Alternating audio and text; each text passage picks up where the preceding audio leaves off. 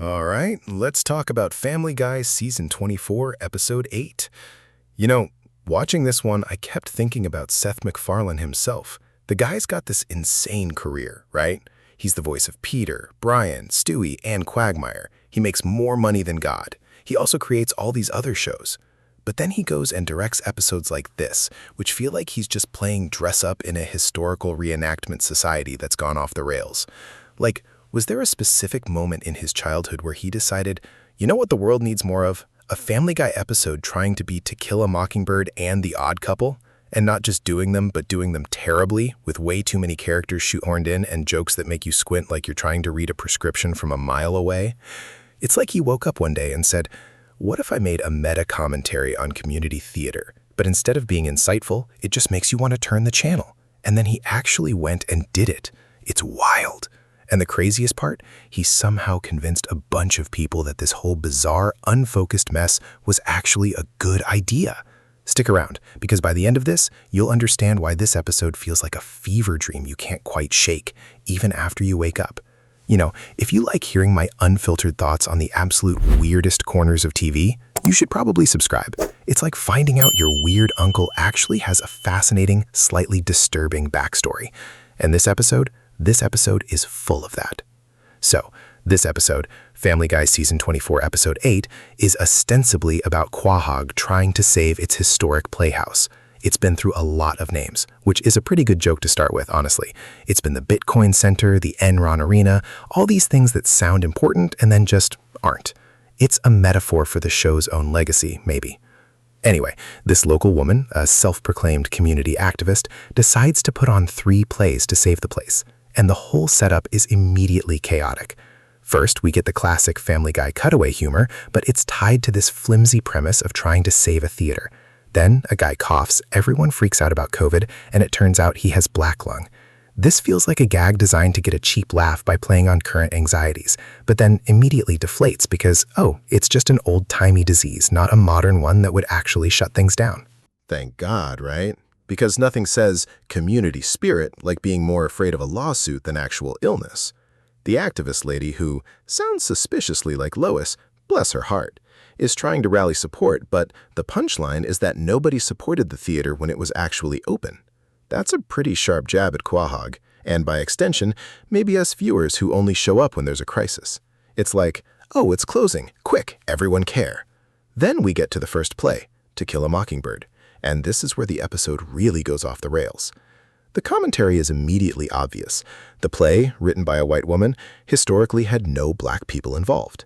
The show lampshades this by having the narrator, Tom Tucker, point out that no black person has ever been allowed to work on it, from Harper Lee to Aaron Sorkin. That's a take. It's a really blunt, almost aggressively so, way to frame a classic story. Then they have the actors. Peter Griffin is playing Atticus Finch, and he's in a Colonel Sanders costume. Because, you know, subtle. And the mailman is yelling insults. This feels like a cheap shot at the source material, trying to be edgy by pointing out the flaws in a story that's already been analyzed to death. They're not saying anything new, they're just being loud about it. The jokes about the pharmacy sponsoring the play and refilling Oxycontin prescriptions, no questions asked, is a pretty grim but not entirely surprising bit of commentary on the opioid crisis.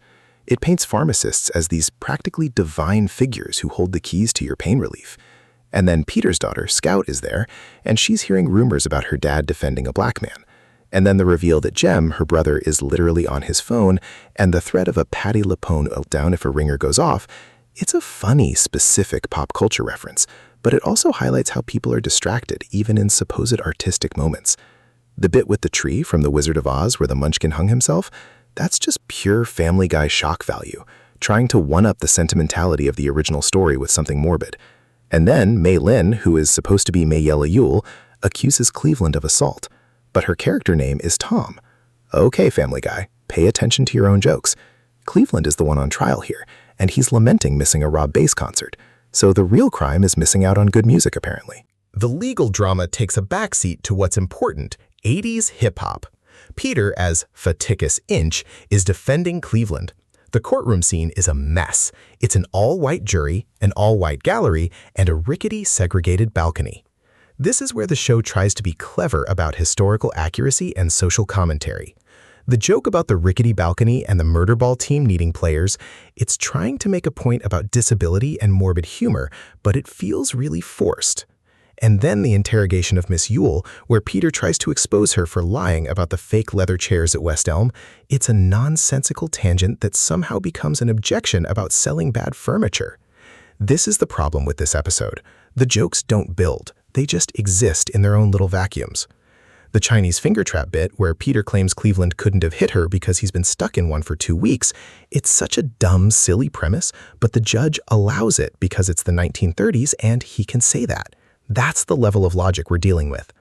And then Malin's father threatens to punch his daughter because she's mad, and then pivots to punching someone else's daughter or a son who disappointed him in sports. It's a desperate attempt to create a moment of shock and then soften it with another poorly executed joke. It really undermines the seriousness of the actual trial, which, if you remember, is about sexual assault. The commentary about the play being about how racism affects white people, that's the most blatant, heavy-handed line in the whole thing. It's not subtle, it's not clever, it's just stated. And then the kid calling Peter Fat Snoopy and Peter's reaction, it's just random insult humor. The episode then cuts to Brian saying he regrets banning Mockingbird, which is funny in its own way because it acknowledges the show's own tendency to mock things. The ending of this play within a play is just as chaotic. Peter declares Tom innocent, and then the jury immediately finds the black guy guilty, because of course they do. The play's message is summarized as, it's good for your daughter to have an older, physically aggressive man follow her around, and women who accuse men of sexual assault are liars. That's not the message Mockingbird is trying to send. It's the opposite. And then the line, I did it, I killed a mockingbird, and Lois says, honey, he's acting, he's good. It's supposed to be a meta-commentary on acting in the play itself, but it just feels like a tacked-on, confusing ending. After that train wreck, we get a quick scene where the Griffins are reading bios and making fun of each other's supposed accomplishments. Lois being a body double for Amy Adams, Quagmire thinking Stella Adler when he never knew her. It's just more quick jabs, showing that even the characters are in on the joke that their lives are absurd. Then another manager shows up, this time from Panera, promising free bread bowls if they nail this. This is the setup for the second play. The second play is The Odd Couple, reimagined for the 1960s, and the premise is immediately questioned by Peter, who asks why the neat person isn't the one who owns the apartment. It's like he's the audience surrogate, pointing out the flaws in the premise. He misses Rob bass and tone lock for this. Again, the priority is the music. The joke about Oscar being the last non-Hispanic man named Oscar is a weak attempt at commentary on representation.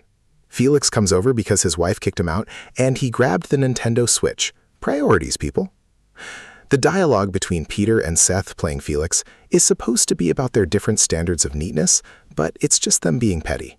And then Peter asks for 3 months' rent up front. That's a surprisingly practical and funny detail in the middle of all this absurdity. The scene where Peter wants to play poker and Felix protests because he just cleaned, that's the core of the Odd Couple conflict, but it feels rushed here. The comment, this is definitely a play, movie, and 3 TV shows worth of comedy, is a meta joke that falls flat because the episode is already failing to mine comedy from these setups. Then we get to the New York setting. The joke about newspapers and spelling assassinated is a small nostalgic detail. And the question of cowardice about Vietnam, Peter's response, as much as I love killing babies, I'm happy to be right here, is dark and gross, but typical Family Guy. And the idea of spitting on soldiers when they get back, that's a really cynical, bleak take on public sentiment. Cleveland and Donna are hanging from somewhere, and Donna is complaining.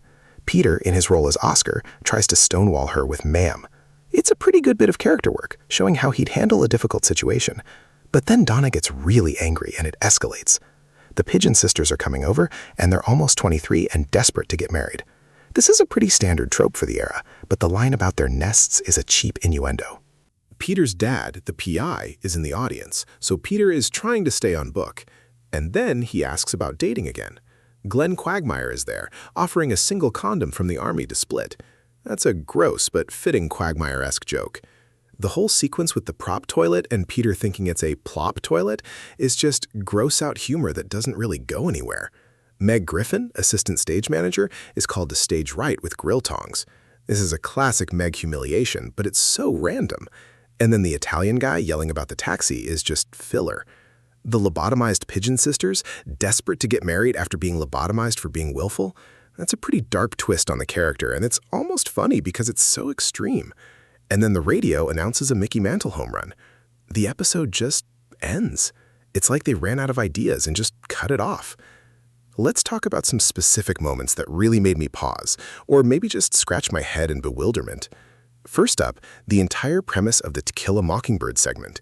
It opens with Tom Tucker at the Quahog Playhouse, formerly the Bitcoin Center, formerly the Enron Arena, formerly the lead-based paint pavilion, formerly the Chesterton Cigarettes Hall, formerly Captain Jerry's slave auctionarium. This is a prime example of Family Guy's rapid-fire, often nonsensical historical callbacks. The joke is supposed to be that this building has seen a lot of shady or failed ventures. It's a quick way to establish Quahog as a place with a dubious past. But the rapid succession of names is so over the top, it almost distracts from the actual point. The gag is that these are all anchors of questionable repute or fleeting success, a kind of meta-commentary on fleeting trends and financial fads. It's funny because it's absurdly specific, but it also sets a tone of cynicism and chaos that this episode desperately needs to maintain. What makes it work is the sheer volume and the increasingly ridiculous names. The slave auctionarium is the kicker, of course, pushing the absurdity to a dark extreme. What I would change? Maybe slow down the delivery of the names slightly, let a few more sink in before hitting the next one, or add a visual gag for each name change. Imagine a quick animation for Enron Arena, then for Bitcoin Center. It would solidify the joke and make the pacing less breathless. Personally, I just found it to be a classic Family Guy opening that sets a wild tone, but it's the kind of joke that relies on rapid delivery and knowing winks. It's not deep, it's just designed to get a chuckle out of its sheer unfettered randomness. Then there's the moment where the guy in the audience coughs and everyone freaks out about COVID, only for him to reveal he has black lung. This is a classic Family Guy pivot. They set up a contemporary fear, COVID, and then immediately subvert it with an old-timey ailment. The humor here comes from the anticlimax and the relief of the other characters. They're not genuinely concerned about widespread illness. They're just relieved it's not something that affects them. The relief in their voices, the collective sigh of, "Oh, thank God," it's a perfect encapsulation of selfish humanity. It's funny because it's so relatable on a cringe level. The show is mocking our tendency to prioritize our own immediate comfort over genuine empathy. What could be changed? I don't know if it needs changing, honestly. It's a short, punchy gag that lands its point effectively. Maybe the cough could be more theatrical, or the reveal of black lung could be delivered with a more dramatic flourish, making the collective sigh of relief even more pronounced. But as it is, it's a sharp little joke that sets the tone for the episode's cynical take on community in crisis. It's a moment that says, don't expect sincerity here. The whole sequence where Peter, as Fatticus Inch, is defending Cleveland in To Kill A Mockingbird and tries to prove Malin Ewell is lying by bringing up West Elm chairs is just baffling. This is peak Family Guy randomness. The transition from a courtroom drama to a debate about the merits of fake versus real leather furniture is so abrupt, it's jarring. The objection, she's trying to sell the jury terrible furniture, is utterly absurd. It works because it's so disconnected from reality. It takes a serious accusation and derails it with a commercial critique. What is it trying to say? Maybe it's a jab at how easily people can be distracted by trivialities, or how the legal system can sometimes get bogged down in irrelevant details. Or perhaps it's just a writer throwing darts at a board of jokes. I would have made the West Elm debate even more detailed. Have Peter bring out samples, have a furniture expert testify, really commit to the absurdity. It's a moment that's funny because it's so unexpectedly stupid. It's the kind of joke that makes you question what you're watching and why you're laughing.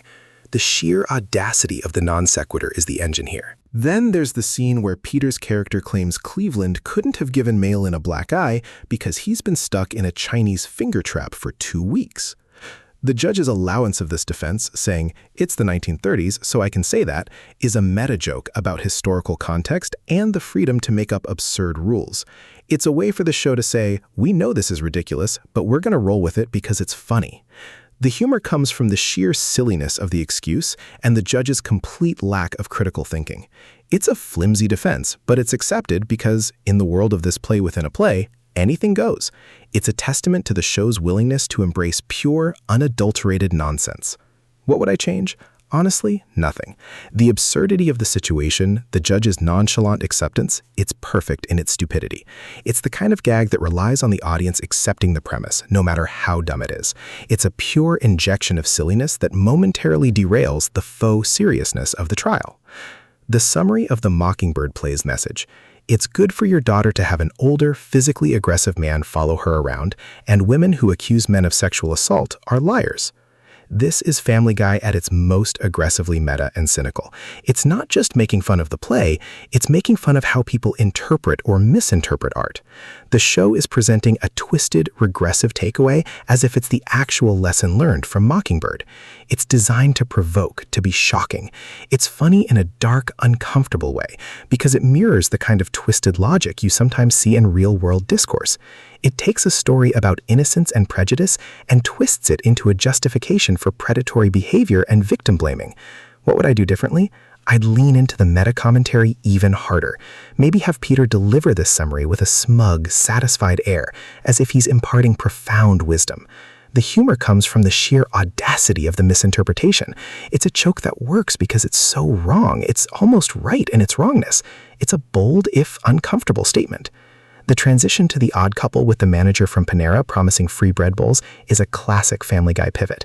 It's a way to tie the disparate segments together with the recurring gag of external incentives for success.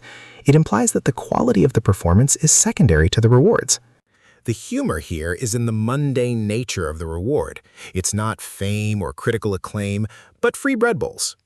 It's a jab at the often unseen motivations behind creative endeavors and the everyday desires that drive people.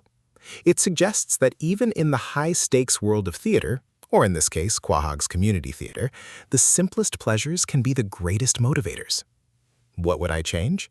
Maybe make the offer even more specific and pathetic, like if you get 5 or more laughs, you get 1 free bread bowl per person. It amplifies the cheapness of the incentive.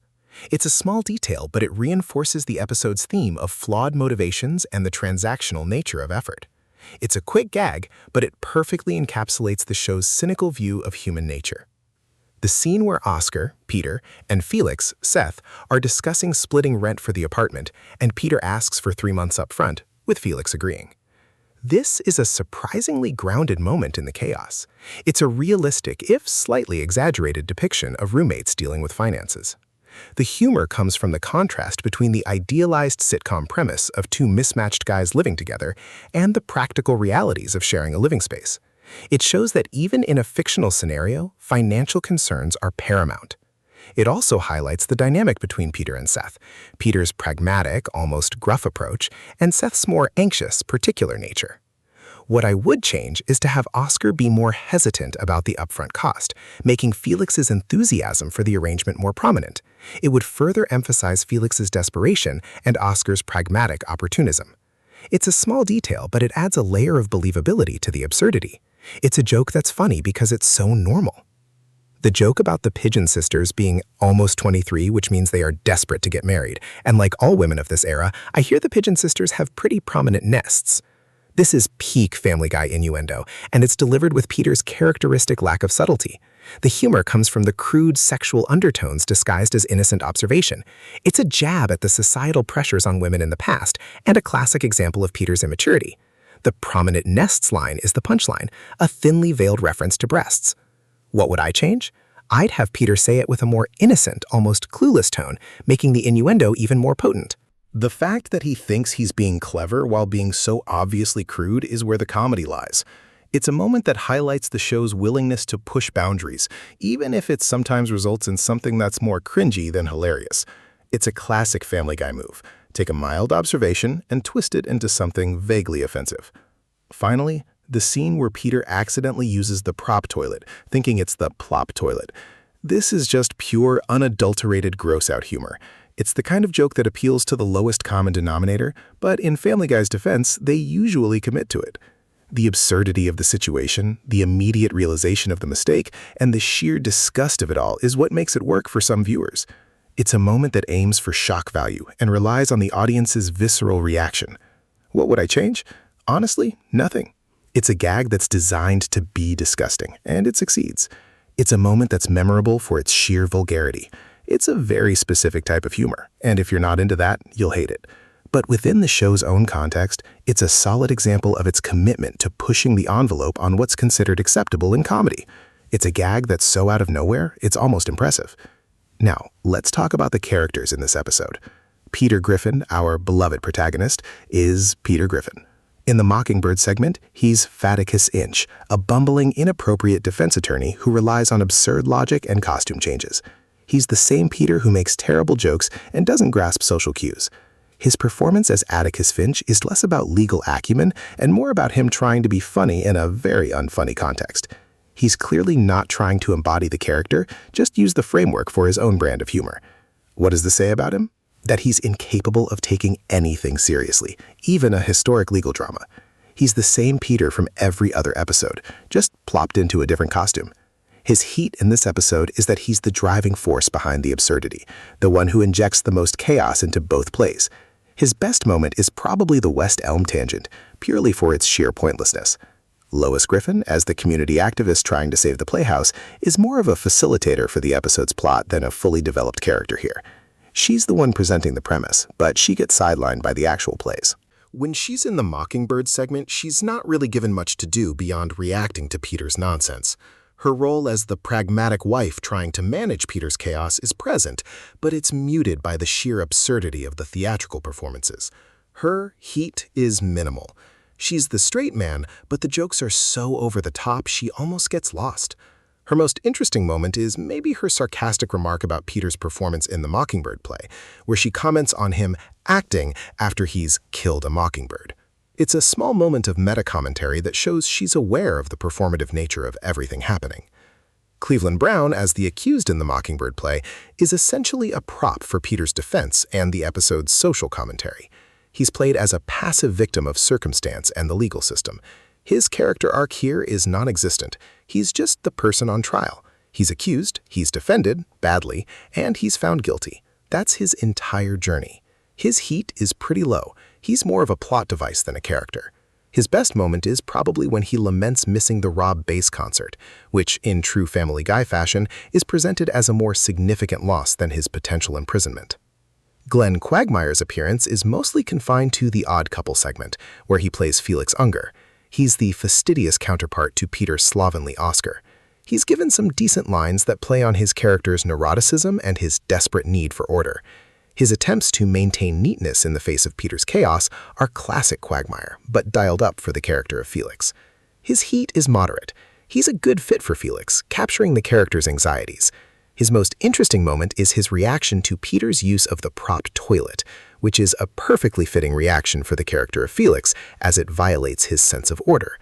He's also notable for his quick mention in the bios scene, where he's mocked for thinking Stella Adler, a callback to his character's vanity and aspirations.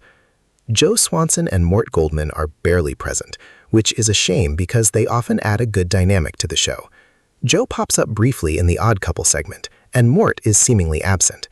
This episode is so focused on Peter and Seth's characters in the plays, the other supporting cast members are mostly forgotten. Their lack of presence highlights how this episode is more about the meta-commentary and the specific play parodies than about developing the broader character relationships. They're just kind of there, if they're there at all. Meg Griffin's moment as the assistant stage manager is a classic Meg humiliation. She's called to bring grill tongs. It's a brief but effective reminder of her typical role in the show, to be the butt of the joke. It's not a significant contribution to the plot, but it's a consistent character beat. Her heat is non-existent. She's just a punchline delivery system. Her best moment is the humiliation itself, because it's so reliably Meg. It's a moment that shows the show hasn't forgotten her place in the pecking order, even within the context of the plays. The Pigeon Sisters, introduced as potential romantic interests for Oscar and Felix, are also brief characters. They are portrayed as rather naive and desperate for marriage, which is fitting for the era's stereotypes that the show is playing with. Their lobotomies are a darkly comedic twist on their characterization. They're there to serve the plot of The Odd Couple, providing the motivation for the guys to get ready for a date. Their heat is low. They're more plot devices than characters. Their most interesting moment is the reveal of their lobotomies, which is a shock gag that leans into the show's darker humor. It's a quick but memorable moment that shows how the show is willing to go to extreme places for a laugh, even if it means distorting the original material significantly. Looking for the hidden gems in this episode is like digging through a thrift store for something valuable.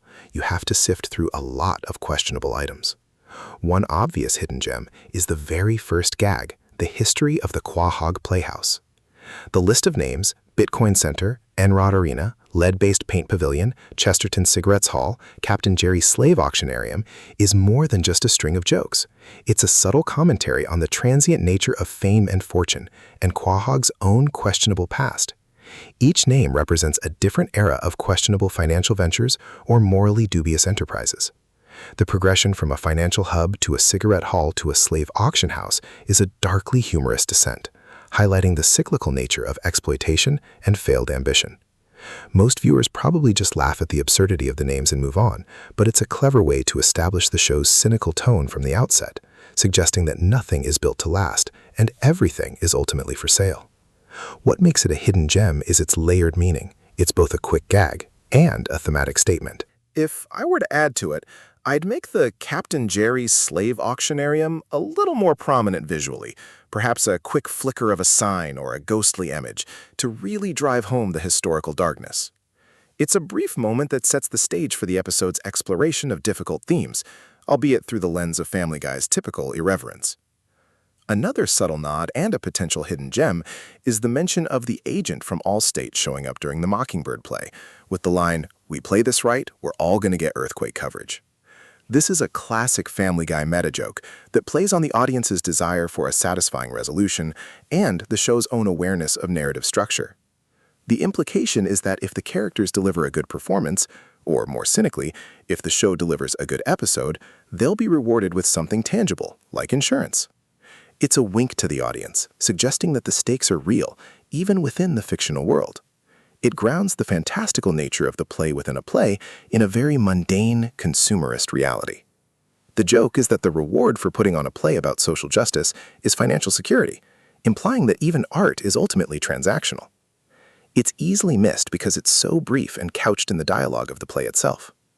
I would have made the agent a more visible character, perhaps sketching out a storyboard for an Allstate commercial on a notepad, or having him wear an Allstate name tag very conspicuously. This would make the reference less of a throwaway line and more of a visual gag. It's a joke that rewards close listening and an understanding of the show's self-referential humor. The reference to Rob Bass and Tone Loc touring together during the Odd Couple segment is another one that might fly over the heads of younger viewers, or those not steeped in 80s and early 90s hip-hop. For those who remember them, it's a specific nostalgic callback that adds a layer of authenticity to the characters' expressed desires. The joke is that Peter and Seth's characters are so disappointed to be missing this concert, it's presented as a greater tragedy than their current situation. It's a way to inject a bit of pop culture relevance into the otherwise anachronistic setting of the play, or at least to highlight the characters' priorities. The fact that Rob Bass and Tone Loc were actual contemporaries and a plausible touring pair adds a layer of verisimilitude to the joke. It's a clever way to use music to define character and their desires. If I were to enhance this, I'd have a brief visual gag of them performing on a grainy TV screen for a split second, making the reference more tangible. It's a good example of the show digging into niche cultural references for its humor. The mention of the PI being in the audience during The Odd Couple is a callback to Peter's father, the PI. He's a character who rarely appears but is part of Peter's backstory. His presence in the audience signifies a family member being present, which usually leads to Peter acting out or trying to impress. It's a subtle nod to the show's history and Peter's strained family relationships. It's easily missed because it's a brief line and not a visual gag. The writers are hinting that Peter's life and his family are always just under the surface, even when he's performing in a play. I'd have him yell out a classic PI line at Peter, something like, "You call that acting, son? I've seen better performances from a con artist at a flea market." This would immediately reestablish the character and make his presence more impactful. It's a good example of the show weaving in its own lore. And finally, the Mac Tonight Moon from McDonald's ads appearing as the nighttime set during the Mockingbird play's ending is a perfect, almost jarring example of Family Guy's surreal humor. This isn't just a random prop, it's a specific pop culture reference from the late 80s. The idea of this creepy, singing moon appearing during a scene depicting children walking home in the dark is hilariously incongruous. It suggests that even in moments of supposed innocence or impending danger, commercialism is always lurking. The joke is that the nighttime set is provided by a McDonald's advertisement, implying that the commercial world dictates even the atmosphere of dramatic storytelling. It's a bizarre visual that sticks with you. What would I change? I would have Mac tonight actually sing a distorted, creepy version of his jingle, adding an extra layer of unease and brand saturation. It's a visual gag that speaks volumes about the show's cynical take on America's commercial landscape, even when it's trying to tell a serious story. It's a moment that's so out of place it becomes brilliant. Let's do a quick pivot. What if To Kill a Mockingbird was actually, good? What if the writers actually committed to making it a sharp satire, rather than just using it as a prop for Peter's antics? Imagine if Peter, as Fatticus Inch, genuinely tried to expose the flaws in the original story, not just with random tangents, but with actual insightful commentary woven into the dialogue. Maybe he could have delivered a closing argument that was genuinely thought-provoking, even if delivered in a costume. Instead of the West Elm chairs, maybe he brings up historical precedents of wrongful convictions based on prejudice, making a real point. The episode could have been a brilliant, biting commentary on how classic literature is interpreted and reinterpreted, and how those interpretations can be flawed or even harmful. But no, we got Peter in a Colonel Sanders suit. It's a wasted opportunity. Or what about The Odd Couple? They could have leaned into the absurdity of two completely opposite personalities forced to coexist in a more extreme way. Instead of just standard roommate squabbles, what if Felix's neatness extended to bizarre, obsessive levels, like he sterilizes Peter's poker chips or color codes his entire wardrobe? And what if Peter's slovenliness manifested in truly disgusting ways, beyond just using a prop toilet? Maybe he builds a fort out of pizza boxes or uses priceless antiques as ashtrays. The humor could have been amplified by taking the core character traits to their absolute ridiculous extremes. They could have made it a truly memorable, if disgusting, comedy of errors. Instead, it felt like they just recycled the basic setup without pushing it. And that ending? Seriously? Just cutting off after a baseball announcement? It feels like the writers just ran out of steam, or maybe they had a deadline to hit and just threw in the towel. What if instead the Pigeon Sisters reveal their lobotomies lead to them being incredibly good at something unexpected, like chess or advanced mathematics? It would be a darkly funny twist that subverts expectations and gives them more agency than just being desperate for marriage. Or what if the Mickey Mantle announcement was interrupted by a news bulletin about Quahog actually being bought by Panera, thus fulfilling the manager's prophecy in a very bleak court way? That would have been a much more fitting, cynical end to the whole chaotic performance. So, verdict time. This episode, Family Guy Season 24, Episode 8, gets a 4.7 out of 10. It loses points because the ambition to do 2 plays within 1 episode, both attempting some form of commentary, just falls apart under the weight of its own silliness. The Mockingbird segment is a clumsy attempt at social commentary that gets bogged down in Peter's nonsense. The Odd Couple segment is slightly better, but still feels rushed and ultimately pointless. The writing quality is inconsistent, with some genuinely funny lines scattered amidst a sea of lazy jokes and non-sequiturs. It's an episode for the truly hardcore Family Guy fan who will watch anything, or for someone who genuinely enjoys watching a show try and fail spectacularly. If you're looking for insightful commentary or well-executed parody, you're going to be disappointed. What would have pushed the score higher? Committing to one play and making it actually funny and insightful, or at least using the plays as a framework for character development rather than just a vehicle for random gags. And that ending, man,